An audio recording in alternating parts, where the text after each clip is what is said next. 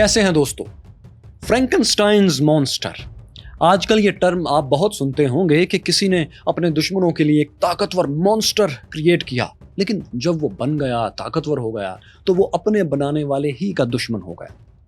लेकिन आपको गालिबन बहुत हैरत होगी कि जो असल कहानी है वो ना सिर्फ इस मशहूर तस्वुर से काफ़ी मुख्तलिफ है, बल्कि इससे कहीं ज़्यादा दिलचस्प भी है। वैसे कहानी से भी ज़्यादा दिलचस्प बात तो ये है कि इसे लिखने वाली ऑथर मैरी शेले एक टीनेज लड़की थी। 1818 से कुछ पहले जब उन्होंने अपने नॉवल को लिख लिया, मुकम्मल किया, तो उनकी उम्र महज 18 साल थी, 18 ईयर्स थी। ये उनका पहला नॉवल था जिसका टाइटल फ्रैंकनस्टाइन्स मॉन्स्टर नहीं था, बल्कि फ्रैंकनस्टाइन द मॉडर्न प्रोमीथियस था। प्रोमीथियस यूनानी देवमाला ग्रीक माइथोलॉजी का एक हमदर्द किरदार है दोस्तों, जिसने इंसानों की मदद के लिए, इंसानों की मोहब्बत में, इंसानों के काम आने के लिए देवताओं के देवता ज़्यूस से टक्कर ले ली थी, बगावत कर दी थी। उसने देवताओं से आग चुराकर इंसानों को इसका इस्तेमाल सिखा दिया था। इस पर ज़्यूस देवता को इतना गुस्सा आया कि उसने प्रोमीथियस को एक चट्टान से बांध दिया, फिर उस पर एक खौफनाक उकाब छोड़ दिया जो प्रोमीथियस का पेट चीर कर उसका कलेजा खा लिया करता था। फिर जब भी प्रोमीथियस तकलीफ से मरने लगता तो ज़्यूस उसको दोबारा सेहतमंद कर देता और एक बार फिर उकाब उस पर झपट पड़ता। यानी प्रोमीथियस ने इंसानों की मदद करने के लिए जो कीमत अदा की थी वो एक ना ख़त्म होने वाली बेरहमाना तकलीफ थी। फिर दोस्तों एक वक्त ऐसा भी आया माइथोलॉजी के मुताबिक जब हरकुलिस ने प्रोमीथियस को इस अजाब से निजात दिलाई और उसे चट्टान से आज़ाद किया। तो इस नॉवल का नाम फ्रैंकनस्टाइन द मॉडर्न प्रोमीथियस का ये बैकग्राउंड है, यानी राइटर के मुताबिक, ऑथर के मुताबिक फ्रैंकनस्टाइन एक अच्छा इंसान है जो इंसानों के लिए कुर्बानी देता है। अब दोस्तों नॉवल का यही मरकजी किरदार है विक्टर फ्रैंकनस्टाइन, जो स्विट्ज़रलैंड के शहर जिनेवा में अपने दो भाइयों विलियम और अर्नेस्ट के साथ रहता है, जबकि उसके साथ उसकी एक खूबसूरत मंगेतर एलिज़ाबेथ भी घर ही में रहती है। इसके अलावा एक मुलाजमा भी जस्टाइन है, जस्टाइन के नाम से, जो इनके साथ रहती है, लेकिन ये रवायती मुलाजमा नहीं बल्कि इनके घर का फ़र्द ही बन चुकी है। कहानी में फ्रैंकनस्टाइन का एक दोस्त क्लेरवेल भी अहम हिस्सा है इस पूरे नॉवल का। ये चारों फ्रैंकनस्टाइन, क्लेरवेल, एलिज़ाबेथ और जस्टाइन बचपन के दोस्त हैं, एक साथ खेल कूद कर बड़े हुए हैं और आपस में ये बहुत मोहब्बत रखते हैं। अब बज़ाहिर तो फ्रैंकनस्टाइन की ज़िंदगी इतनी मुकम्मल है कि इसे किसी भी चीज़ की ज़रूरत नहीं, लेकिन इसके दिल में एक ख़्वाहिश रहती है। वो चाहता है कि उसे ज़िंदगी में कोई बड़ा साइंसी कारनामा अंजाम देना चाहिए, वरना उसकी ज़िंदगी अधूरी रहेगी। आप जानते हैं दोस्तों कि 18वीं सदी और 19वीं सदी का दरमियानी हिस्सा, 18th और 19th सेंचुरी का जो दरमियान वाला हिस्सा था, ये काफ़ी तेज़ रफ्तार साइंसी तरक्की का दौर था। मशीनों की वजह से सनती इनकलाब, इंडस्ट्रियल रेवोल्यूशन भी आ चुका था।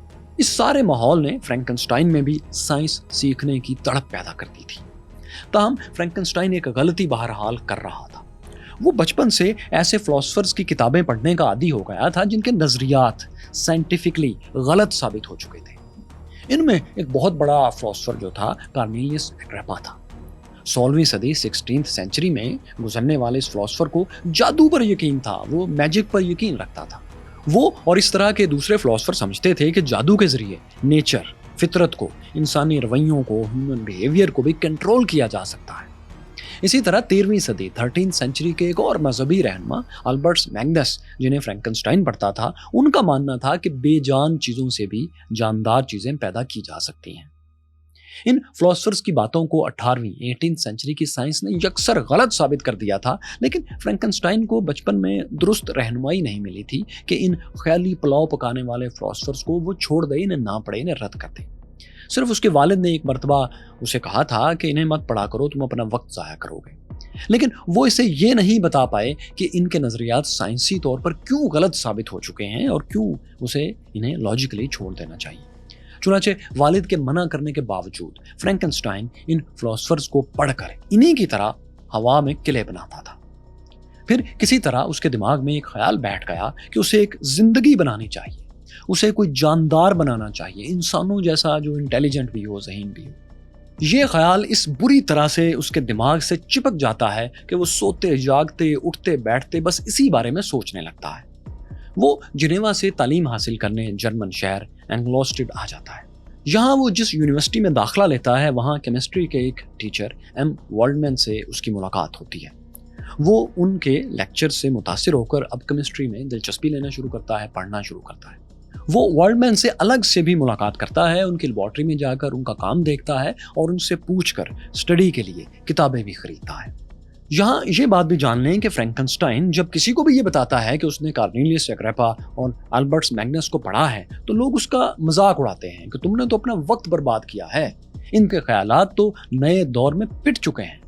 لیکن دوستو، فرینکنسٹائن جب یہی بات اپنے پروفیسر ورلڈ مین کو بتاتا ہے تو یہ ٹیچر اس پر تنقید نہیں کرتا۔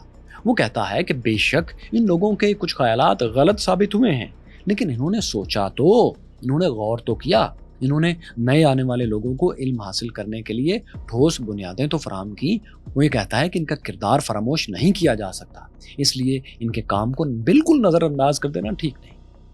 اپنے ٹیچر کی حوصلہ افزائی سے فرینکنسٹائن خوش ہو جاتا ہے اور سمجھتا ہے کہ اس نے اپنی زندگی ضائع نہیں کی۔ اس طرح وہ اپنی خیالی دنیا میں واپس آ جاتا ہے اور ایک نئی زندگی تخلیق کرنے کی دھن میں کھانا پینا اور سونا تک بھول جاتا ہے۔ وہ جس جگہ رہتا ہے اس جگہ ایک لیبارٹری بنا کر دن رات اس میں کام کرنے لگتا ہے۔ وہ ایسا مٹیریل جمع کرتا ہے جس سے وہ ایک انسان جیسی ایک زندگی کریٹ کر سکے، تخلیق کر سکے۔ اس کے لیے وہ چھوٹے موٹے جانور مار کر ان کے جسم کے حصے الگ کرتا رہتا ہے، قبروں سے اور مردہ گھروں سے جا کر انسانی ہڈیوں، انگلیوں اور دیگر اعضاء کو جمع کرتا ہے اور اپنی لیبارٹری میں ان کو جوڑ کر زندگی تخلیق کرنے کے تجربات کرتا ہے۔ تقریباً 2 سال تک وہ اتنی انتھک محنت کرتا ہے کہ اس کا جسم انتہائی کمزور ہو جاتا ہے، چہرہ سکڑ جاتا ہے اور اس کی شکل و صورت پہچان میں نہیں آتی، لیکن وہ خوش ہوتا ہے کہ وہ زندگی تخلیق کرنے جا رہا ہے۔ کرتے کرتے آخر وہ دن آتا ہے جب اپنی لیبارٹری میں فرینکنسٹائن ایک انسان نما زندگی کو تیار کرنے میں کامیاب ہو جاتا ہے، لیکن اسی لمحے اس کی پریشانی بھی شروع ہو جاتی ہے۔ وہ اس طرح کہ فرینکنسٹائن کا خیال تھا کہ وہ جو لائف بنائے گا، کریٹ کرے گا، وہ ایک انتہائی خوبصورت چیز ہوگی، جاذب نظر ہوگی۔ لیکن جب وہ انسان نما حیوان، جانور، انسان جو بھی ہے وہ مکمل ہوتا ہے اور آنکھیں کھولتا ہے اور فرینکنسٹائن اسے غور سے دیکھتا ہے تو یہ کہیں سے بھی خوبصورت نہیں ہوتا، بہت بھدا ہوتا ہے۔ اس کی جلد پیلے رنگ کی ہے، آنکھوں سے مسلسل پانی گر رہا ہے، اس کا قد 8 فٹ سے بھی اوپر ہے اور چہرہ اتنا بھیانک کہ فرینکنسٹائن خوفزدہ ہو کر لیبارٹری سے بھاگ نکلتا ہے۔ اسے لگتا ہے کہ اس نے ایک مونسٹر، ایک بلا کو تخلیق کر دیا ہے۔ فرینکنسٹائن کے لیبارٹری سے نکلنے کے بعد مونسٹر، جو کہ آدمیوں جیسا ہی نظر آتا ہے، وہ کمرے کا جائزہ لینا شروع کرتا ہے۔ وہاں اسے کوئی بھی نہیں ملتا۔ اسے یہ سمجھ نہیں ہوتی کہ وہ اس دنیا میں کیوں آیا ہے، یہ جگہ کون سی ہے اور اس کے ہونے کا مقصد کیا ہے۔ تاہم اسے قدرتی طور پر اتنی سینس ضرور ہوتی ہے کہ وہ لباس پہننا چاہتا ہے، لباس کی اہمیت کو وہ سمجھتا ہے۔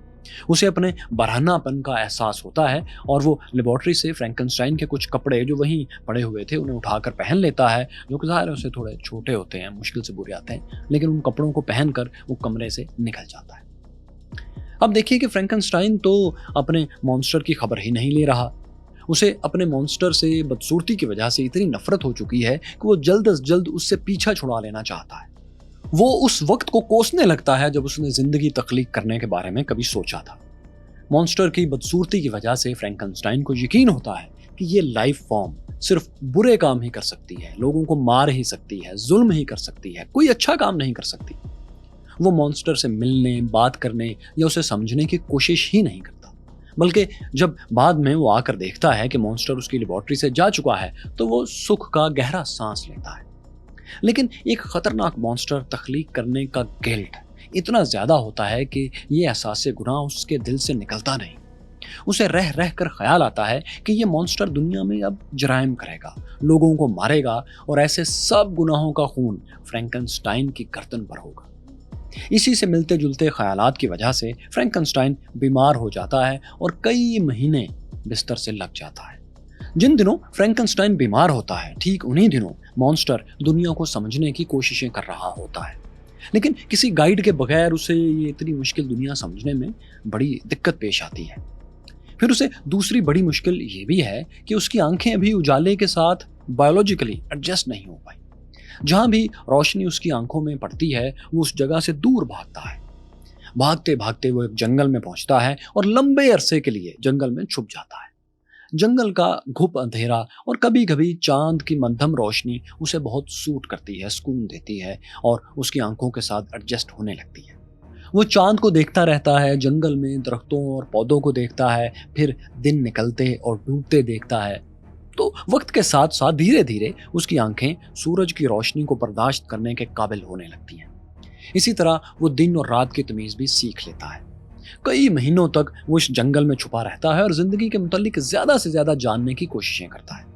उसे ये भी समझ आने लगती है कि कुछ परिंदों की आवाजें बहुत मीठी होती हैं, जैसे कि ब्लैक बर्ड, जैसे कि थ्रश, जबकि कुछ परिंदे सिर्फ शोर करते हैं, जैसे कि उसके ख्याल में चिड़िया, कौवा। जंगल में एक दिन उसे कुछ लकड़ियां मिलती हैं जिन्हें कोई जलता छोड़ गया था। वो इस आग के पास बैठ जाता है। इसे जंगल की ठंड में आग की ये गर्मी बहुत पुरस्कून और भली लगती है।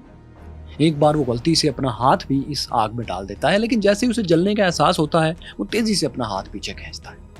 उसे इस तरह मालूम हो जाता है कि आग में हाथ नहीं डालना चाहिए।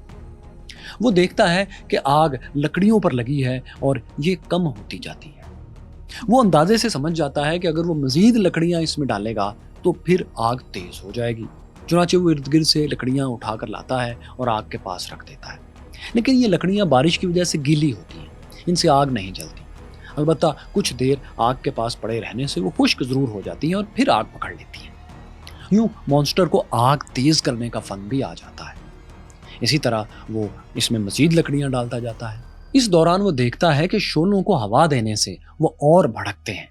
फिर आग के इस अलाव को महफूज रखने के लिए वो इस पर गीली लकड़ियां डालकर इसे ऊपर से कवर कर देता है ताकि वो हवा से बुझे नहीं, जबकि गीली लकड़ियां खुश होकर इसका ईंधन बनती जाएंगी। यूं आग मुसलसल जलती रहेगी। इस तरीके से वो आग को कई रोज तक जलाए रखता है और इसकी वजह से वो सर्दी से बचा रहता है।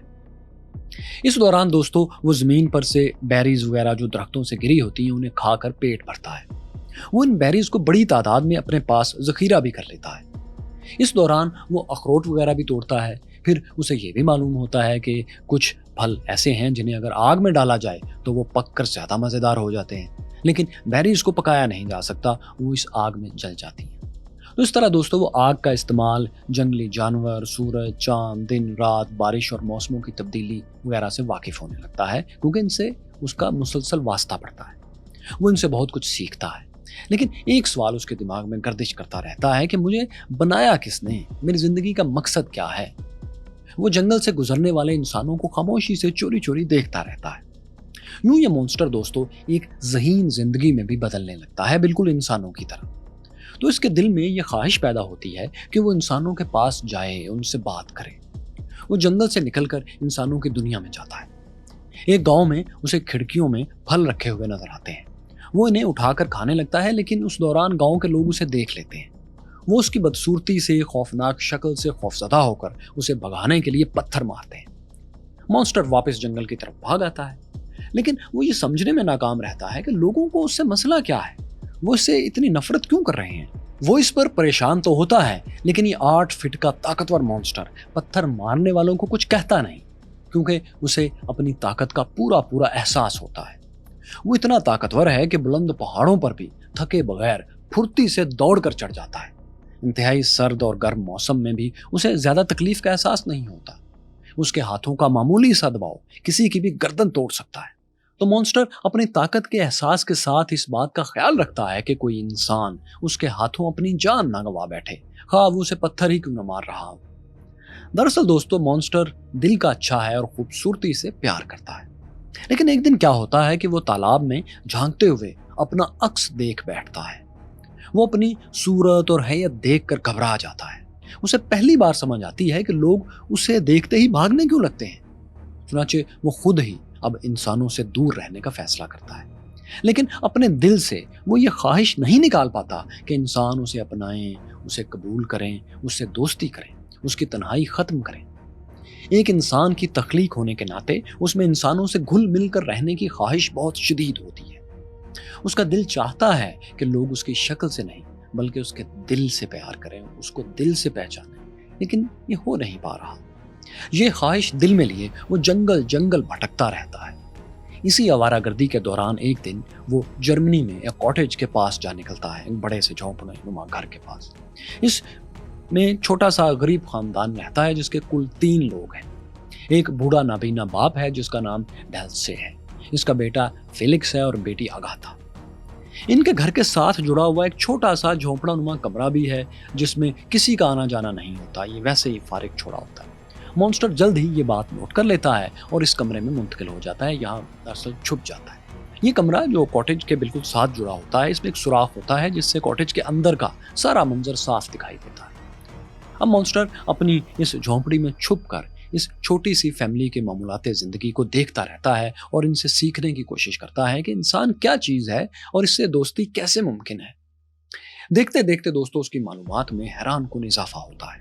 वो जान लेता है कि ये तीनों अफराद यानी डेल्से, फेलिक्स और अगाथा फ्रेंच हैं, फ्रांसीसी हैं, जो मॉन्स्टर के आने से चंद माह पहले पेरिस में रहते थे और अब यहाँ आ चुके हैं। ये तीनों इंतहाई दौलतमंद थे कभी, लेकिन फिर इनकी जिंदगी में एक ऐसा हादसा पेश आया कि वो सब कुछ खो बैठे और दर दर की ठोकरें खाने पर मजबूर हुए।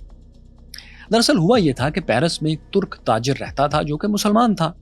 पेरिस की हुकूमत ने किसी वजह से उसे कैद कर लिया और सजाए मौत सुना दी। कहानी के मुताबिक ये सिर्फ इसलिए किया गया था कि वो मुसलमान था। इस बात पर नौजवान फेलिक्स को बहुत तकलीफ होती है कि ये तो नाइंसाफी है कि किसी को सिर्फ उसके मजहब की वजह से तशद्दुद का या सजा का निशाना बनाया जाए। वो खुफिया तौर पर किसी तरह उस कैद खाने में पहुंचा जहां वो तुर्क मुसलमान ताजिर कैद था। उसने ताजिर को यकीन दिलाया कि वो उसे जेल से फरार करवा देगा। इस दौरान ये हुआ कि तुर्क ताजिर की बेटी जो कि बहुत ही खूबरू थी, वो भी जेल में अपने बाप से मुलाकात के लिए आ रही थी। फेलिक्स ने उसे देख लिया और दोनों को एक दूसरे से मोहब्बत हो गई। तुर्क ताजिर ने भी उनकी मोहब्बत को कबूल कर लिया क्योंकि इसमें उसे अपनी जान बचने की राह नजर आ रही थी। फेलिक्स ने खुफिया तौर पर दोनों के पासपोर्ट्स भी तैयार करवाए और दोनों बाप बेटी को कैद से फरार करवा के इटली भिजवा दिया, जहां से फिर वो तुर्की आसानी से जा सकते थे। फेलिक्स ने यह सब करने से पहले अपने वालिद डेल्से और बहन अगाथा को भी एतमाद में ले लिया था। ये दोनों भी तुर्क ताजिर और उसकी बेटी के फरार से कुछ पहले पेरिस में ही किसी और जगह पर रूपोश हो चुके थे अपने घर को छोड़कर। तो अब दोस्तों कहानी में ये होता है कि जब पेरिस की हुकूमत को पता चलता है कि तुर्क ताजिर तो जेल में नहीं है, वो तो फरार हो गया और उसे फरार करवाने में फेलिक्स का हाथ है, तो वो उसके नाबीना वालिद को और बहन को गिरफ्तार कर लेते हैं। फेलिक्स जो कि उस वक्त वहां नहीं था, वो इटली में था, उसको इस बात का इल्म होता है तो वो पेरिस आकर अपनी गिरफ्तारी दे देता है। फ्रांस में इस पूरे खानदान पर मुकदमा चलाया जाता है और उन्हें गद्दार करार देकर उनकी तमाम जायदाद जब्त कर ली जाती है। साथ में उन्हें रुसवा करके, उनको बेइज्जत करके जर्मनी में जलावतन कर दिया जाता है। यूं ये गरीब खानदान, परदेसी खानदान जर्मनी की इस उजाड़ कॉटेज में जिंदगी गुजारने पर मजबूर हो जाता है। इधर जब दोस्तों तुर्क ताजिर को पता चलता है कि फेलिक्स तो गरीब हो चुका है, तो वो उसको एक मामूली सी रकम भेजकर जर्मनी में उससे जान छुड़ाने की कोशिश करता है, एहसान का बदला उतारने की कोशिश करता है। वो अपनी बेटी को भी मना कर देता है कि तुम अब उससे शादी का ख्याल दिल से निकाल दो और मेरे साथ वापस तुर्की चलो, ऑटोमन एम्पायर के मरकज कुस्तुनतुनिया में। मगर यहाँ दोस्तों कहानी में एक छोटा सा ट्विस्ट आता है। लड़की अपने वालिद की बात मानने और उसके साथ जाने से इनकार कर देती है। इस लड़की की कहानी में इंतहाई दिलचस्प है कि इसका बाप तो मुसलमान है लेकिन इसकी माँ एक क्रिश्चियन थी। उसने अपनी बेटी जिसका नाम सैफी है उसे फलसफा पढ़ाया और क्रिश्चियनिटी की तालीम दी थी। अब सैफी दिल से मसीही थी और वो नहीं चाहती थी कि तुर्की वापस जाकर फिर किसी मुसलमान से शादी उसकी हो जाए, और फिर ऐसा अगर हो जाता है तो तुर्क रिवाज के मुताबिक अब उसको पूरी जिंदगी उस शख्स के हरम की जीनत बनकर रहना पड़ना था, यानी चार दीवारी में एक फर्माबरदार बीवी बनकर बाकी जिंदगी गुजारना थी और बच्चे पैदा करने थे। ऐसी जिंदगी उसे कबूल नहीं थी। वो फलसफा पढ़ना चाहती थी, आज़ाद रहना चाहती थी और अपने मजहब यानी मसीहियत के मुताबिक जिंदगी गुजारना चाहती थी। ये सब कुछ जाहिर है तुर्की में तो मुमकिन नहीं था, इसलिए उसे अपना मुस्तकबिल उस्मानी सल्तनत के बजाय क्रिश्चियन यूरोप में नजर आ रहा था, जर्मनी में, फ्रांस में या कहीं और। फिर वो चूंकि फेलिक्स की मोहब्बत में भी गिरफ्तार थी तो अब वो अपने वालिद के साथ हरगिज नहीं जाना चाहती थी। इस दौरान दोस्तों पेरिस की हुकूमत को मालूम हो जाता है कि मफरूर तुर्क ताजिर इटली में छुपा हुआ है। अब गवर्नमेंट कोशिश करती है कि वो ताजिर को इटली से डिपोर्ट करवा कर फिर से कैद कर ले और उसको सजाए मौत दे। ताहम ताजिर को किसी तरह ये सब मालूम हो जाता है कि उसे पकड़ने की कोशिश हो रही है। वो अफरा तफरी में इटली से निकलता है और तुर्की आ जाता है, यानी अपने मुल्क आ जाता है। उसकी बेटी चूंकि उसके साथ जाने से इनकार कर चुकी थी, इसलिए वो ताजिर उसको इटली ही में एक वफादार मुलाजमा की निगरानी में छोड़ कर जाता है। अब ये लड़की यानी सैफी फेलिक्स को तलाश करने लगती है। एक तरफ इटली में मौजूद सैफी फेलिक्स को तलाश कर रही है तो दूसरी तरफ फेलिक्स अपने नाबीना वालिद और बहन के साथ जर्मनी के उसी कॉटेज में कसम पुरसी की जिंदगी गुजार रहा होता है। ये सब मॉन्स्टर को इसलिए पता चलता है कि वो कॉटेज के साथ जुड़े झोंपड़े में छुपकर इस फैमिली को देखता रहता है और इनकी गपशप सुनता रहता है। मॉन्स्टर ये भी देखता है कि फेलिक्स इंतहाई उदास रहता है। वो दिन के वक्त घर के लिए लकड़ियां जमा करता है और घर के बागीचे में भी सब्जियां उगाता है और किसी किसान के साथ उसके खेत में जाकर मजदूरी भी करता है और कुछ उजरत लेता है। मॉन्स्टर को ये लोग इंतहाई अच्छे लगते हैं। खास तौर पर जो फेलिक्स का वालिद गिटार पर म्यूजिक बजाता है तो मॉन्स्टर को ये मौसीकी बहुत पसंद आती है। उसे एक बहुत मुख्तलिफ और हसीन चीज़ लगती है ये। उसे इन लोगों से मोहब्बत हो जाती है और उसका दिल चाहता है कि वो इनकी किसी तरह मदद करे और इनका साथ दे, इनके साथ रहे। मॉन्स्टर इस गरीब लेकिन अच्छे खानदान की मदद करने का एक तरीका ये निकालता है कि जंगल से लकड़ियां काटकर उनके घर के दरवाजे के आगे चुपके से डाल जाता है। वो रोजाना उन्हें लकड़ियां फराहम करने लगता है और इससे इस गरीब खानदान की काफी मदद तो जाहिर है होती है, लेकिन वो जान नहीं पाते कि ये मदद करने वाला कौन है। कभी कभार वो समझते हैं कि शायद ये कोई नेक रूह है जंगल में जो उनकी मदद कर रही है, यानी कोई मुआवजा हो रहा है उनके साथ। तहम हैरत की बात यह है कि इस दौरान किसी भी वक्त वो घर के साथ वाले झोंपड़े में आते ही नहीं। शायद ये फालतू जगह उनके किसी काम ही की ना हो, स्टोर के तौर पर भी काम ना आती हो, बस बनाया हो और छोड़ दिया हो। ये इस तरह का एक कमरा होता है। तो अब ऐसा है कि मॉन्स्टर को छुपकर खानदान के करीब रहते हुए काफी अरसा हो जाता है। वो देखता है कि मौसम गर्मा आता है, समर आता है तो ये गरीब खानदान ज्यादा खुश होता है क्योंकि अब इसे घर के बाहर जमा बर्फ जो है वो साफ नहीं करना पड़ती। फिर दरख्तों पर इस मौसम में बहार आती है, फल उगते हैं, फूल खिलते हैं और ये रुत मॉन्स्टर को बहुत अच्छी लगती है। इसी तरह फिर मौसम सरमा आता है, विंटर आता है और सारा सब्जा गायब हो जाता है। बहुत बर्फ पड़ती है और ठंडे झक्कड़ चलते हैं। ये मौसम मॉन्स्टर को कोई ज्यादा पसंद नहीं आता, लेकिन इस दौरान वो मौसमों के उतार चढ़ाव और इस बदलाव को अच्छी तरह समझने लगता है। 2-3 मौसम मॉन्स्टर इसी तरह इस झोंपड़ी में छुपकर इस खानदान के करीब गुजार देता है, मगर कभी सामने नहीं आता। अब इस दौरान एक और शख्स दोस्तों उन तक पहुंचता है, इस घर तक, जिसे देखकर घर वाले खिल उठते हैं। ये नौवारद, ये न्यूकमर असल में सैफी है जो कि किसी तरह इन लोगों को ढूंढ निकालती है और एक गाइड की मदद से यहाँ पहुंच जाती है। सारे घर वाले उसे देखकर खुशी से झूम उठते हैं। खास तौर पर फेलिक्स के तो जमीन पर पांव नहीं टिकते। अब सैफी उनके साथ रहने लगती है, लेकिन चूंकि सैफी कभी फ्रांस नहीं रही सो उसे फ्रेंच लैंग्वेज नहीं आती, उसे फ्रांसीसी जुबान आती नहीं है। फेलिक्स सैफी को फ्रांसीसी जुबान और यूरोप के तौर तरीके सिखाने की कोशिश करता है। ये सब कुछ मॉन्स्टर अब एक बार फिर छुप कर देख रहा है और सैफी को फेलिक्स जो कुछ सिखाता है मॉन्स्टर भी साथ साथ याद करता जाता है। यूं वो सैफी से भी ज्यादा तेजी से अल्फाज सीख लेता है क्योंकि वो ज्यादा ज़हीन है। जल्द ही उसे फ्रेंच जुबान पर पहले से ज्यादा अबूर हो जाता है, बोलचाल से ज्यादा अबूर हो जाता है। फेलिक्स सैफी को फ्रेंच जुबान में लिखी हुई कई किताबें भी पढ़कर सुनाता है। इनमें एक किताब फ्रेंच फिलोसोफर कॉन्ट फ्रांसिस की द रुइन्स ऑफ एम्पायर्स भी होती है, यानी सल्तनतों के खंडर। ये किताब 1791 में शाया हुई थी। इसमें फ्रांसिस ने रोमन एम्पायर समेत मुख्तलिफ सल्तनतों के अरूज व ज़वाल का तज़किरा किया था। इस किताब के जरिए मॉन्स्टर इंसानी तारीख और तहजीब के मुतल्लिक बहुत कुछ सीख जाता है। इसे यह भी मालूम हो जाता है कि कैसे अमेरिका दरियाफ्त हुआ था और फिर कैसे नेटिव अमेरिकन का कत्लेआम हुआ था, जिन्हें गलती से रेड इंडियंस भी कहा जाता है। नेटिव्स की तकलीफों के मुतल्लिक जानकर मॉन्स्टर रोता भी रहता है। अपनी इस गैर रस्मी तालीम के दौरान ही मॉन्स्टर को किताबों से भरा हुआ एक बैग मिलता है।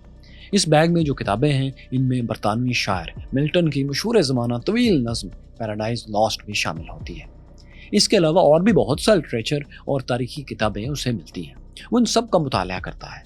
इसे ऐसी कहानियाँ बहुत पसंद आती हैं जिनमें हीरोज़ को काफ़ी तकलीफ पहुँचती है, मुआशरा या उसकी महबूबा हीरो को धुतकार देती है और वो मर जाता है। शायद ये उससे रिलेट करती है। पैराडाइज लॉस्ट, जिसमें बाइबल की एडम एंड ईव, आदम व हव्वा की पूरी कहानी को नज़मिया अंदाज में, पोइटिक वे में प्रेजेंट किया जाता है, ये नज़म मॉन्स्टर को बहुत पसंद आती है।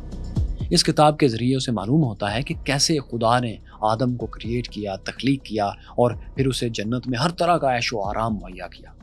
इसी तरह मॉन्स्टर समझने लगता है कि आदम हो या शैतान, दोनों के ही बहुत से चाहने वाले हैं, بہت سے ساتھی ہیں جو ان کا خیال رکھتے ہیں، لیکن میں تو تنہا ہوں، نہ میرے شیطان کی طرح کے ساتھی ہیں نہ آدم کی طرح کے، میرا تو کوئی بھی نہیں۔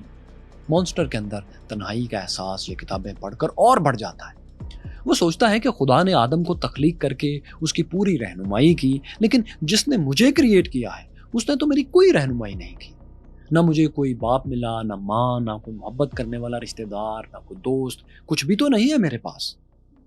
اب اس موقع پر دوستو مونسٹر کو معلوم ہو چکا ہے کہ اسے کس نے کریٹ کیا تھا۔ اصل میں فرینکنسٹائن کی لیبارٹری جہاں سے وہ نکل کر بھاگا تھا، جہاں اسے کریٹ کیا گیا تھا، تو وہاں سے یہ آپ جان چکے ہیں کہ کچھ کپڑے لے کر آیا تھا، پہن کر آیا تھا۔ ان کپڑوں میں کچھ کاغذات موجود تھے۔ یہ فرینکنسٹائن کے اپنے ہاتھ سے لکھے ہوئے نوٹس تھے جن میں اس نے مونسٹر کو بنانے کی پوری تفصیل لکھی ہوئی تھی، ریسپی لکھی ہوئی تھی۔ اب چونکہ مونسٹر پڑھنا جان چکا ہے تو وہ ان کاغذات کو پڑھ کر معلوم کر لیتا ہے کہ اس کا کریٹر، اس کا خالق فرینکنسٹائن ہے جو سوئٹزرلینڈ کے شہر جنیوا میں رہتا ہے۔ تاہم ان معلومات کے باوجود مونسٹر فرینکنسٹائن سے ملنے کی کوشش نہیں کرتا، اس کے دل میں ایسی کوئی بات نہیں آتی کہ اس کو اب جا کر فرینکنسٹائن سے ملنا چاہیے۔ اب اسے کاٹیج میں رہنے والی فیملی سے کافی محبت ہے، وہ ان کے ساتھ ایک فیملی کی طرح رہنا چاہتا ہے، مگر وہ یہ بھی جانتا ہے کہ اگر وہ اس خاندان کے سامنے گیا تو وہ لوگ اس کی بدصورتی کی وجہ سے، اس کی بری شکل کی وجہ سے اس سے شدید نفرت کریں گے۔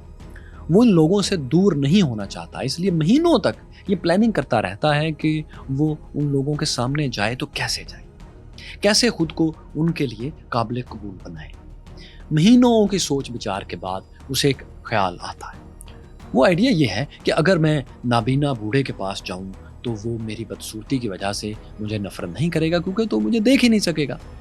اگر یہ سوچتا ہے کہ میں اسے اپنے ساتھ ملا لوں تو وہ اپنے بچوں کو میرے حوالے سے پھر قائل کر لے گا، یوں پھر میں جب ان کو قائل کر لے گا تو ان بچوں کے سامنے بھی چلا جاؤں گا۔ تو ایک روز مونسٹر یہ کرتا ہے کہ جو فیلکس، اگاتھا اور سیفی باہر جنگل میں کہیں گئے ہوتے ہیں اور یعنی گھر میں نہیں ہوتے، تو مونسٹر گھر کے دروازے پر آتا ہے۔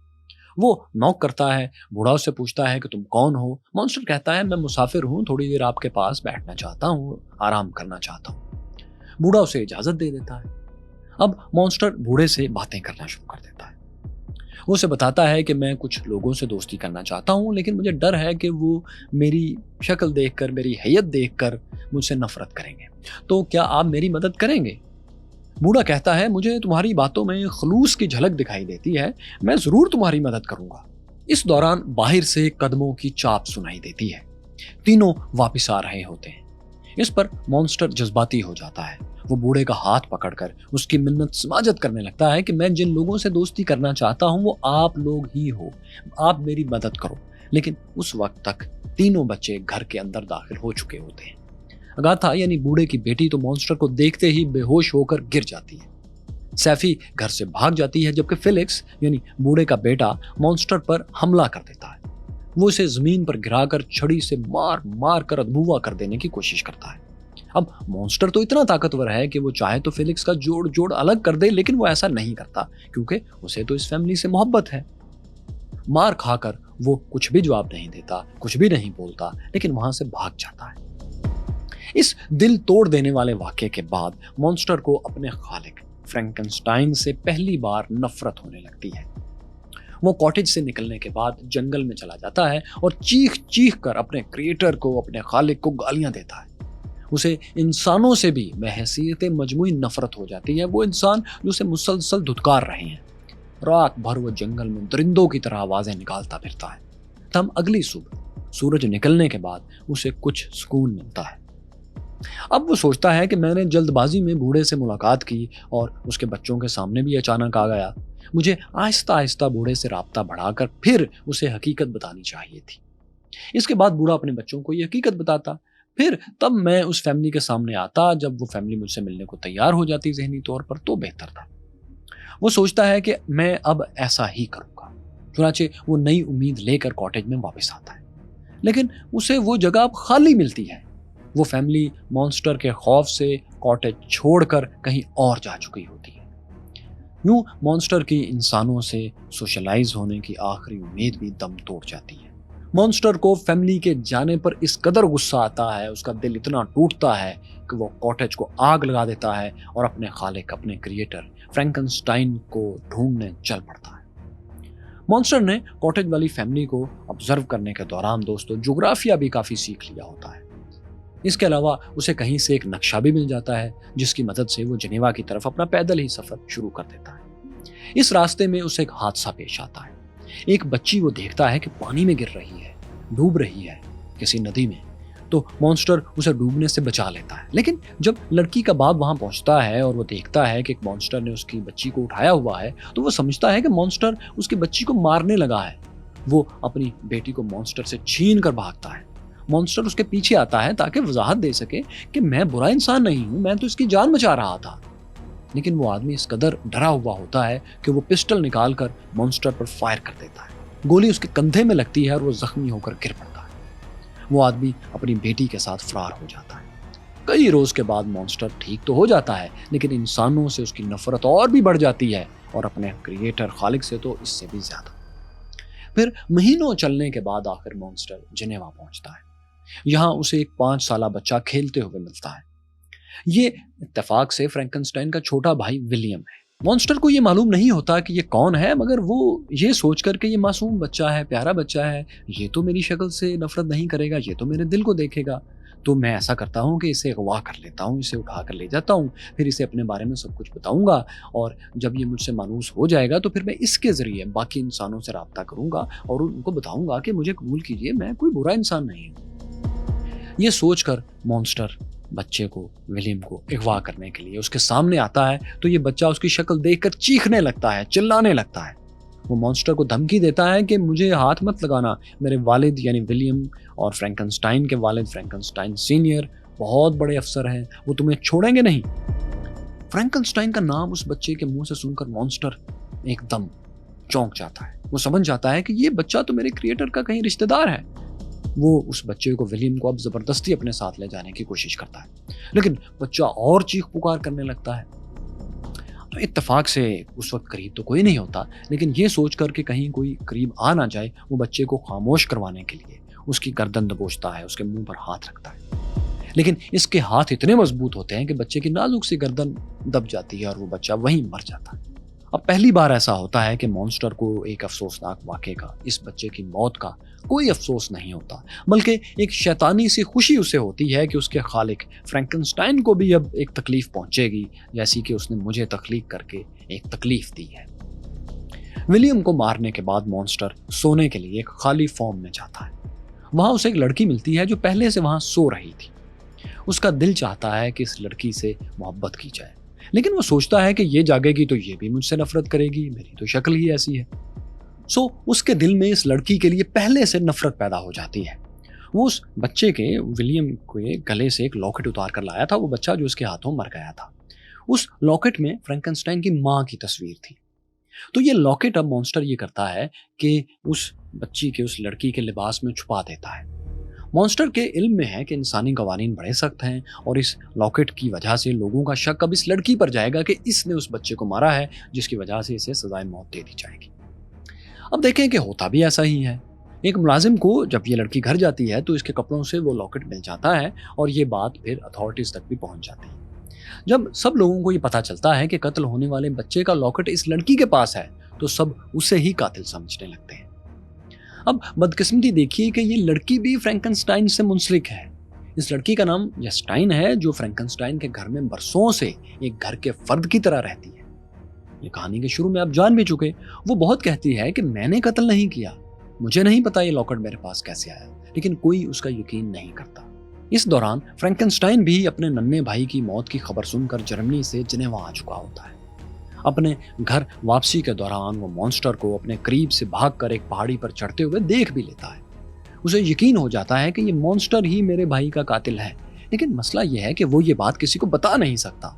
उसे लगता है कि मैं जब लोगों को बताऊंगा कि मैंने एक जीता जागता मॉन्स्टर तख्लीक किया था, तो कोई उसका यकीन नहीं करेगा। इसलिए वो लोगों के सामने सच नहीं बोल पाता और उसका नतीजा ये निकलता है कि बेगुनाह जस्टाइन बेचारी को फांसी हो जाती है। विलियम के बाद जस्टाइन भी मर जाती है और फ्रैंकनस्टाइन के 2 करीबी लोग دنیا میں نہیں رہتے۔ فرینکنسٹائن بہت زیادہ گلٹی فیل کرتا ہے، احساس گناہ اور احساس جرم اسے ستانے لگتا ہے۔ اسے لگتا ہے کہ ولیم اور جسٹائن کی موت کا ذمہ دار مانسٹر نہیں بلکہ وہ ہے۔ نہ وہ مانسٹر بناتا اور نہ اسے یہ دن دیکھنا پڑتے، اور ان دونوں کو اپنے گلٹ کو مٹانے کے لیے وہ اپنے علاقے سے کچھ دور فرانس کے پہاڑی مقامات پر چلا جاتا ہے۔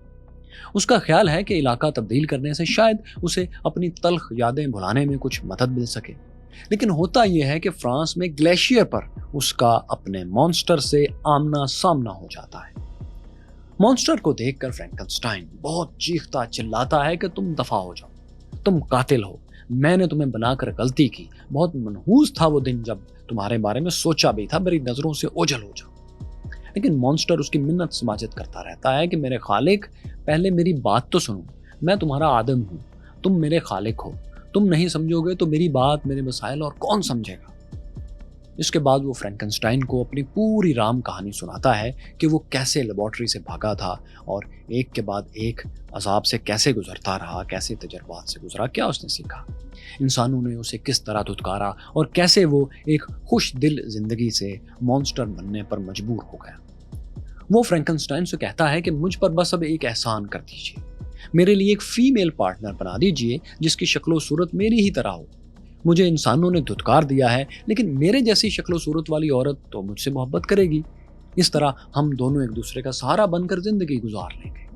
وہ فرینکنسٹائن کو یقین دلاتا ہے کہ میں کسی انسان کو کبھی نقصان نہیں پہنچانا چاہتا، اگر تم مجھے ایک فیمیل پارٹنر، ایک فیمیل مانسٹر بنا دو گے تو میں اس کے ساتھ یورپ کو چھوڑ کر ساؤتھ امریکہ چلا جاؤں گا، ہم دونوں وہاں انسانوں سے دور جنگلوں میں رہ لیں گے، پھل فروٹ کھا کر گزارا کر لیں گے، لیکن انسانوں کے خلاف کچھ نہیں کریں گے۔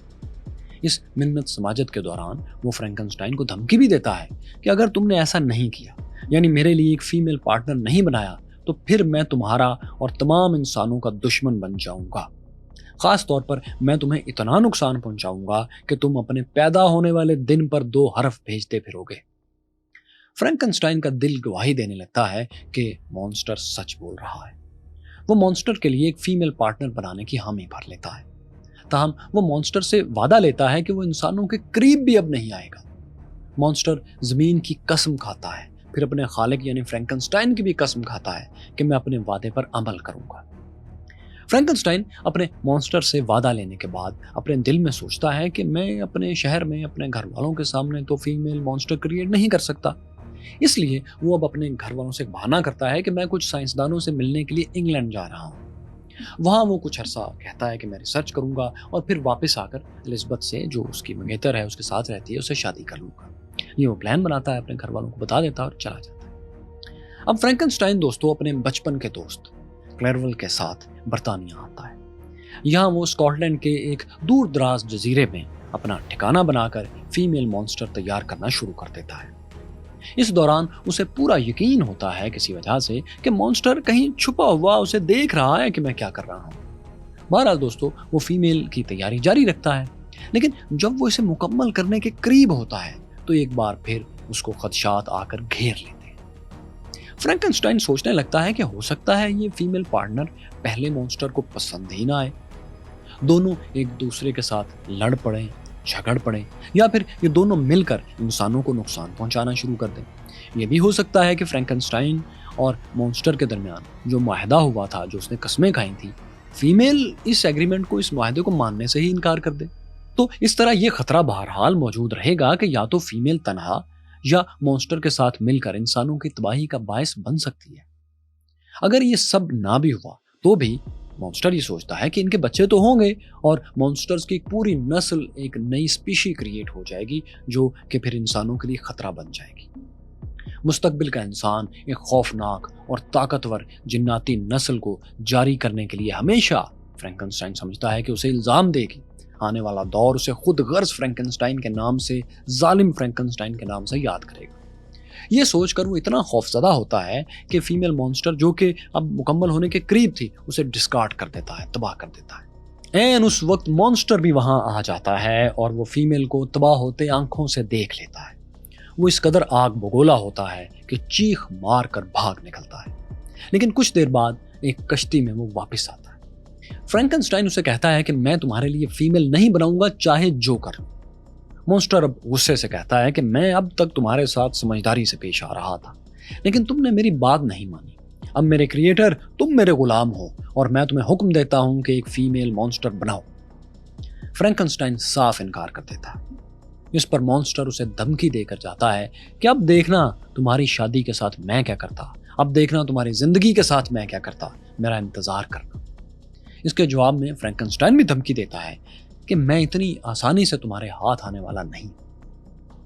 तो दोस्तों, मॉन्स्टर यहां से निकलता है और सबसे पहले फ्रैंकनस्टाइन के दोस्त क्लेरवेल का गला घोंटकर उसे मार डालता है। क्लेरवेल के कत्ल के इल्जाम में उल्टा फ्रैंकनस्टाइन ही गिरफ्तार हो जाता है और चंद माह तक जेल की सख्तियां इस तरह सहता है कि दोस्त के कत्ल का गम उसे दो आतिशा करता है।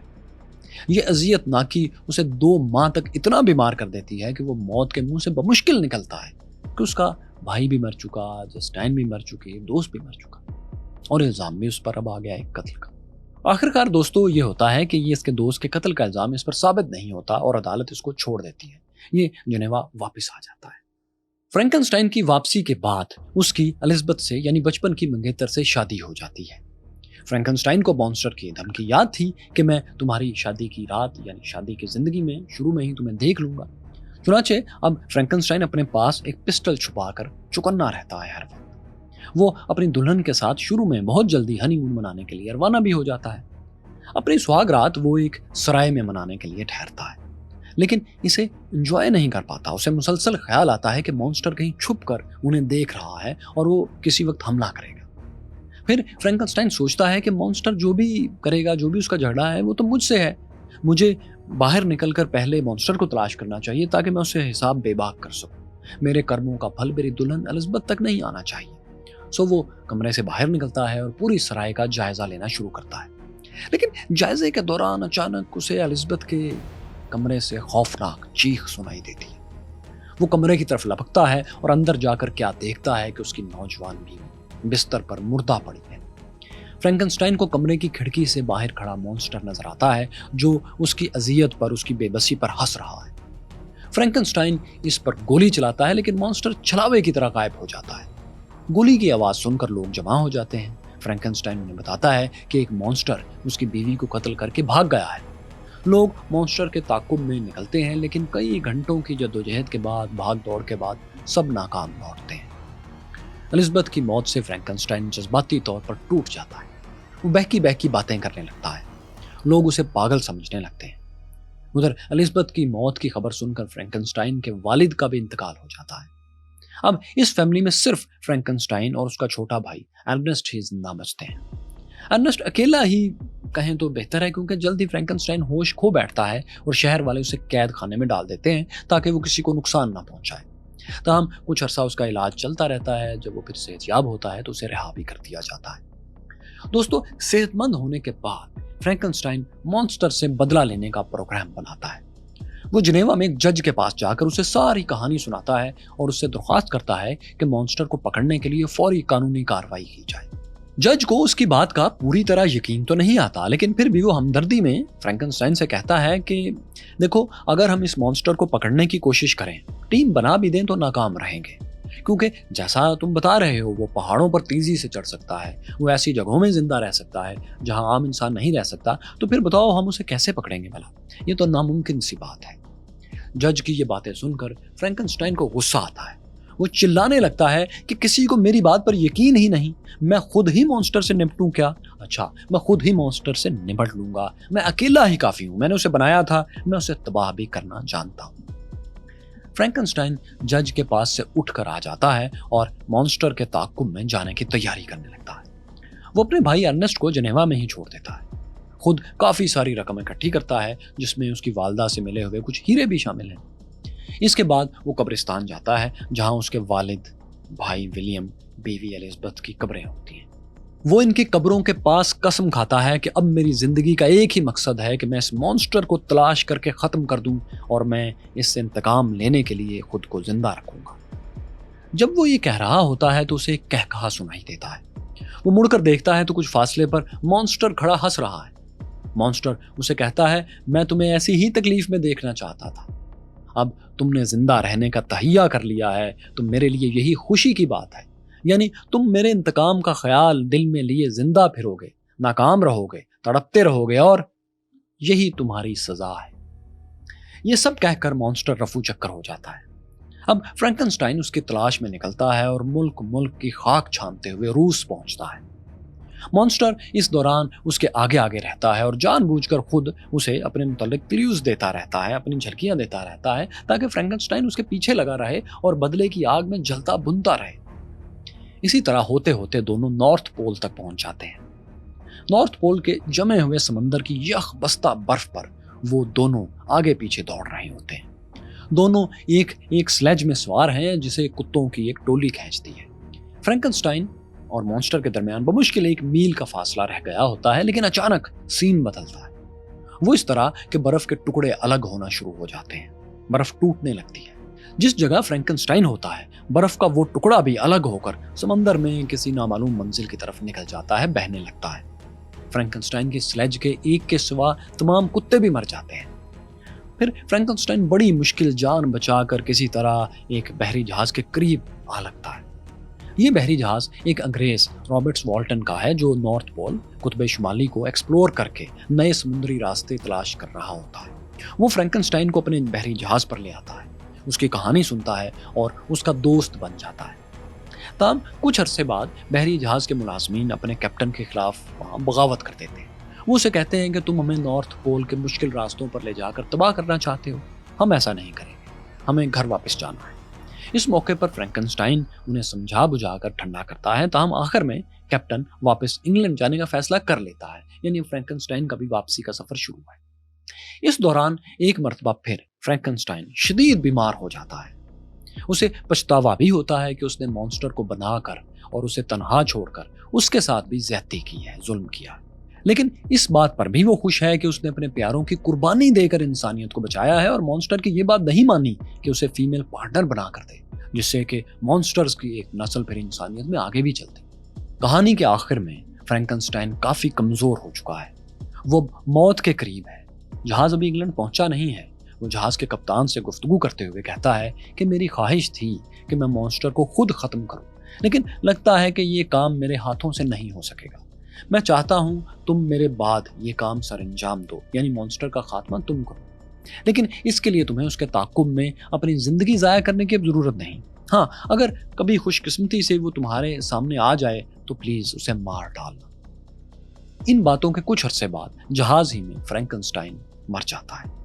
فرینکنسٹائن کی باڈی ابھی کمرے میں ہوتی ہے اور کیپٹن باہر نکل جاتا ہے، لیکن اس دوران کیا ہوتا ہے کہ مانسٹر جو کہ اب تک کہیں چھپا ہوا تھا وہ کمرے میں آ جاتا ہے۔ وہ فرینکنسٹائن کی لاش کے پاس بیٹھ کر افسوس کا اظہار کرنے لگتا ہے، اس طرح کی باتیں کرنے لگتا ہے۔ اس دوران کیپٹن بھی یہ آواز سن لیتا ہے، وہ بھاگ کر کمرے میں داخل ہوتا ہے۔ اسے دیکھ کر مانسٹر ایک دم سے بھاگنے کی کوشش کرتا ہے، لیکن کیپٹن آواز دے کر اسے روک لیتا ہے۔ اس موقع پر کیپٹن اور مانسٹر کے دوران ایک طویل گفتگو ہوتی ہے، کنورسیشن ہوتی ہے۔ کیپٹن اسے تانے دیتا ہے کہ تمہاری وجہ سے فرینکنسٹائن بیچارے کی ایک اچھے انسان کی موت ہو گئی۔ مانسٹر بھی جواب دیتا ہے کہ مجھے بھی فرینکنسٹائن کی موت کا دکھ ہے، بلکہ جتنے لوگوں کو بھی میں نے مارا ہے مجھے ان سب کی موت کا دکھ ہے، لیکن بدلے کی آگ نے مجھے اندھا کر دیا تھا، کیونکہ میرے ساتھ بھی کون سا اچھا سلوک ہوا تھا۔ مجھے بتاؤ کہ کیا فیلکس نے، یعنی بوڑھے نابینا شخص کے بیٹے نے جس طرح مجھے دھتکارا، مجھے مارا، کیا وہ ناانصافی نہیں تھی؟ جب میں نے ایک لڑکی کی جان بچائی تو اس کے باپ نے مجھ پر گولی چلا دی، کیا یہ ناانصافی نہیں تھی؟ مانسٹر کہتا ہے کہ فرینکنسٹائن میرا آخری وکٹم تھا، اس کی موت کے بعد میرے زندہ رہنے کا کوئی بھی جواز نہیں ہے۔ میں کسی کو اب نقصان نہیں پہنچاؤں گا، بلکہ کہیں دور جا کر آگ کا ایک الاؤ جلاؤں گا اور اس میں کود کر خوشی خوشی مر جاؤں گا۔ یہ کہہ کر مانسٹر بحری جہاز سے چھلانگ لگاتا ہے اور پھر ہمیشہ کے لیے کہیں غائب ہو جاتا ہے۔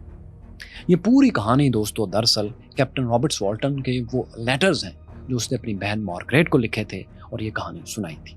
فرینکنسٹائنز مانسٹر کی یہ کہانی اس کے ناول کے مطابق یہاں مکمل ہوتی ہے۔